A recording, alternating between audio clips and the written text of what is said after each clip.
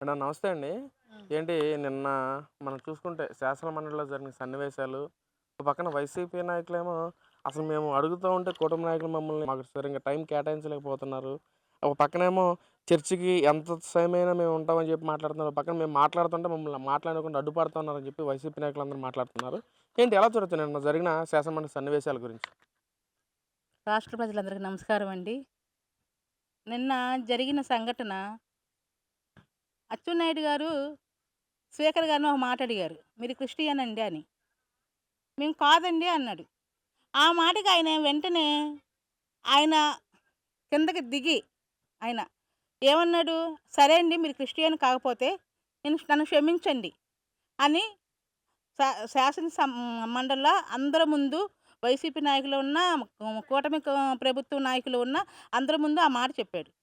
చెప్పినా గాని వైసీపీ నాయకులు అది వినకోకుండా కావాలని శాసనసభ జరగకపోకుండా చేయాలని జెప్పి, ఆళ్ళు చేసే గొడవలు ఎంత అంతా కాదు.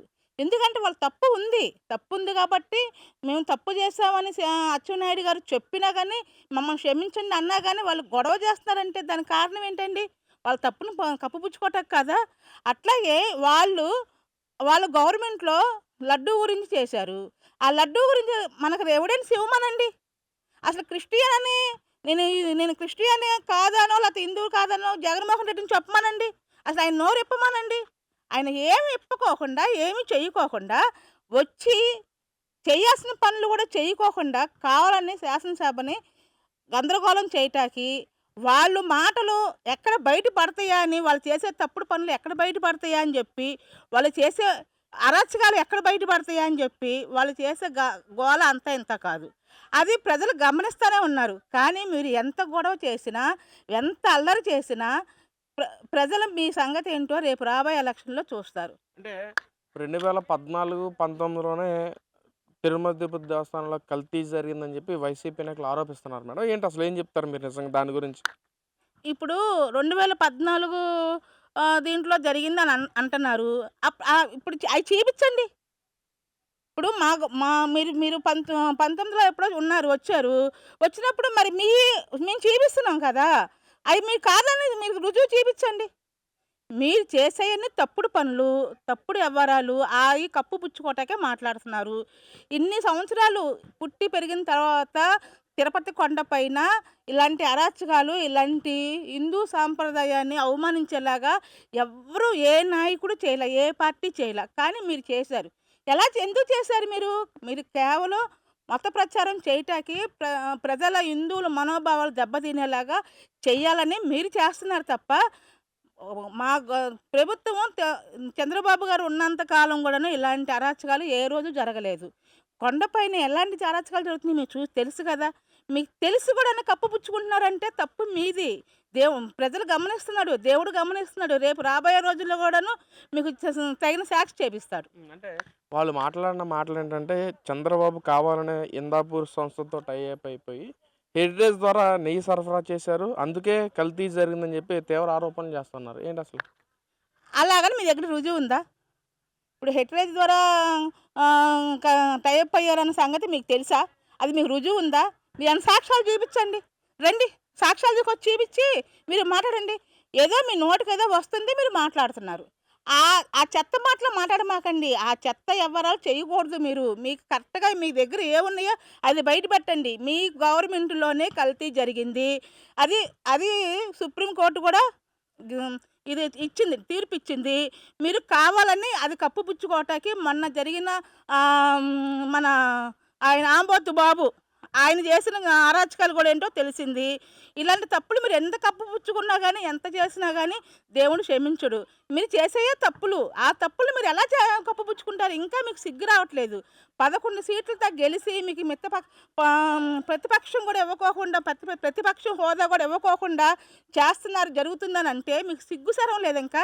ఇంకా మీరు ఏ మొహంతో వచ్చి శాసనసభలో మీరలా మాట్లాడుతున్నారన్నది మాకు అర్థం అవ్వట్లేదు. అంటే మేడం, ఓ పక్కన వైసీపీ నాయకులేమో 2014, 19 కాల వ్యవధిలోనే తిరుమల తిరుపతి దేవస్థానాన్ని చంద్రబాబు కల్తీ చేశాడు.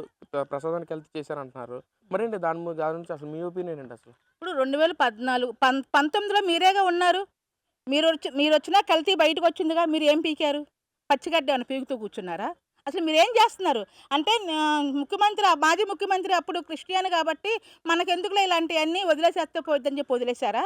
అంటే ప్రజల్ని అన్యాయం చేయటానికి, ప్రజలను రోడ్డు ఈడుస్తాకి మత ప్రచారం చేయటానికి ఇలా మీరు చేస్తున్నారా? దేనికి చేస్తున్నారు? అలా అనుకుంటే మరి 2022లో రిపోర్టొచ్చింది. అది మీరెందుకు బయట పెట్టలేదు? దేనికి బయట పెట్టలేదు మీరు? అంటే మీరు తప్పు చేశారు కాబట్టి అది బయటకు పెట్టలేదు.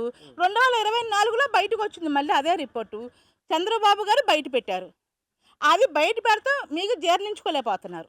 ఎందుకంటే అది నిజం కాబట్టి మీ తప్పులు ఎక్కడ బయటపడి మీరెక్కడ బయటకు వస్తారా అని చెప్పి మీకెక్కడ శిక్షలు పడతాయా అని చెప్పి మీరు కావాలని దీన్ని అడ్డదారి తప్పిటాకి మీరు ఎన్నో వేషాలేస్తున్నారు. ఎన్నో తప్పుడు దావలు పెడుతున్నారు. అది తప్పు కాదా మీరు చేసేయన్నీ తప్పుడే. కానీ చంద్రబాబు గారి మీద పెడుతున్నారు. చంద్రబాబు గారి కింద మీరు బచ్చలనమాట. మీరు ఏమీ చేయలేని బచ్చలనమాట. ఆయన ఒక లెజెండ్. ఆయన ఏం చేయాలో రాజ్యాంగాన్ని ఎలా నడపాలో, ప్రజలతో ఎలా నడిపించాలో కూడా ఆయనకి తెలిసిన వ్యక్తి. ఆయనతో మీరేం సాటి అసలకి? మీరెలా చేయగలరు అసలకి? చంద్రబాబు గారు ఏది తీసుకొచ్చినా అది నిజాయితీగా ఉంటుంది. మీకేమైనా నిజాయితీ లేదు ఉంది అనుకుంటే మీరు బయట పెట్టండి. చంద్రబాబు గారు రిపోర్ట్ బయట పెట్టారు. మీ రిపోర్ట్ కూడా బయట పెట్టండి. అప్పుడు తెలిసిపోద్దిగా ప్రజలు ఎవరిది కరెక్ట్ అనేది చెబుతారు కదా! ప్రజల ముందుకు రండి మీరు రాకోకుండా సాట్ నుండి ప్రెస్ మీట్లు పెట్టి గోడ మధ్యలో ఉండి 4 గోడల మధ్యలో ఏదో మాట్లాడేసేసి వెళ్ళిపోగానే సరిపోలేదు. అంటే ఈ రోజున చంద్రబాబు హిందువులు మొత్తం క్షమాపణ చెప్పాలి. ఈ రోజున కూటమి నాయకులంతా ఒక మహా కుంభకోణం చేస్తున్నారు. ప్రసాదం గురించి తిరుపతి దేవస్థానం దాని గురించి అని చెప్తా అంటున్నారు. ఏం చెప్తారన్నమాట? అసలు వాళ్ళు చేసేదంతా తప్పుడు పనులండి. ఇంక దానికి మనం ఏం మాట్లాడతాము? వాళ్ళు చేసేయనే ఇప్పుడు కూటమి ప్రభుత్వం అన్నది ఆళ్ళు చేసేది ఏదైనా కరెక్ట్‌గా చేస్తున్నారు. వాళ్ళకి మీరు జవాబు చెప్పండి. మీరు ఏం మీరు చేయలేదు తప్పు. అది నిరూపించమంటున్నాం మేము. ఇప్పుడు మేము కూటమి ప్రభుత్వం చూపిస్తుంది మీరు తప్పు చేశారు అని. మేము చేయలేదని నిరూపించండి. అది నిరూపించకపోగా రెడ్ బుక్ ఉంది. మమ్మల్ని ఇలా అరెస్టులు చేస్తున్నారు. మమ్మల్ని కావాలని లోపలేస్తున్నారు. బెయిల్ రానివ్వకుండా చేస్తున్నారు. రేపు రాబోయే ఎలక్షన్‌లో మేమొస్తాము. మీ అంతు చూస్తాము. ఈ పిచ్చివాగులన్నీ ఎందుకు మీకు? అసలు దీనికెందుకు మీకు? ఇది కాకుండా మీరు ఇప్పుడు కూటమి ప్రభుత్వం ఏదైతే అడుగుతుందో మీకు దమ్ము, ధైర్యం ఉంటే అయన్నీ దానికి జవాబు చెప్పండి మీరు. అంటే ఇదంతా పక్కన పెడితే, ఓ పక్కన ఏదైతే తిరుమల తిరుపతి బోర్డు చైర్మన్ ఇప్పుడు బిఆర్ నాయుడు ఉన్నారో, ఆయన మీద కూడా కొన్ని ఎలిగేషన్స్ వస్తూ ఉన్నాయి మరి. కావాలని ఒక మహిళతో అసభ్యంగా ప్రవర్తిస్తున్న ఎలిగేషన్స్ చాలా ఉన్నాయని చెప్పి అంటా ఉన్నారు. మరేంటి దాని గురించి మీ ఒపీనియన్ ఏంటి అసలు? ఏవండీ చేసే తప్పుడు పనులు ఆళ్ళే. మహిళలతో డాన్స్‌లేసేది వాళ్ళే. బట్టలు తీసుకొని ఎక్సర్‌సైజులు చేసేది వాళ్ళే. జిమ్ములు చేసేది వాళ్ళే. ఇన్ని చేసి కూడా బట్టలు తీసి స్విమ్మింగ్‌లో ఆడింది కూడా వాళ్ళే. స్విమ్మింగ్‌లో ఈతలు కొట్టేది కూడా వాళ్ళే. ఇంక ఇంతకంటే సిగ్గు శరం లేకుండా ఆడదాన్ని నేనేం చెప్పనని ఆళ్ళ గురించి. ఆ పెద్దాయన గురించి చెప్తున్నానంటే కావాలని ఆయన మీద బురద జల్లుతున్నారు. అంతే తప్ప ఆయన అంటున్నాడు మీరు కావాలని నా మీద బురద జల్లుతున్నారు. మీ దగ్గర సాక్ష్యాలుంటే తీసుకురండి. మీ ఒక్కొక్కరు ఏమేమి ఉన్నాయో నేను అన్నీ బయట పెడతాను. రండి అని చెప్పి అంటున్నాడు ఆయన. మీకు దమ్ము ధైర్యం ఉంటే రండి బయటికి. మీరు బయటకు వస్తే అసలు విషయం బయటకు వస్తుంది. అప్పుడు మజాగా ఉంటుంది. మీరు ఏదో పిచ్చివాగుడు వాక్కొని చీవాట్లోనూ చెప్పు దెబ్బలు తింటూ ఉంటే మీకు సిగ్గు అనిపించట్లా? అంటే ఫైనల్‌గా అయితే అది డైవర్ట్ చేయడానికి ఇదంతా ఒక రాజకీయం అనుకోవచ్చా? అంతే. ఇయన్నీ డివైడ్ చేయటాకే ఆళ్ళు తప్పుడు మనుషులండి. ఈ లడ్డు గురించి, కల్తీ నెయ్యి గురించి వీళ్ళు చేసే పనులన్నీ బయటికి వస్తున్నాయని కావాలనే వీళ్ళు వాళ్ళు మమ్మల్ని తప్పుదావ పడడానికి ఇలాంటివి చేస్తున్నారు. ఇలాంటివి కూటమి ప్రభుత్వం దగ్గర ఆటలు సాగవు. ఇలాంటి ఆటలు సాగవు కాబట్టే వాళ్ళు ఇలాంటి పిచ్చి వేషాలు వేస్తున్నారు. ఎవరైతే ఆ టైంలో హయాంలో కల్తీ జరిగిందో వాళ్ళెవ్వరిని క్షమించేది లేదు. శిక్ష వేయాల్సిందే. వాళ్ళకి జైలుకి పంపించాల్సిందే.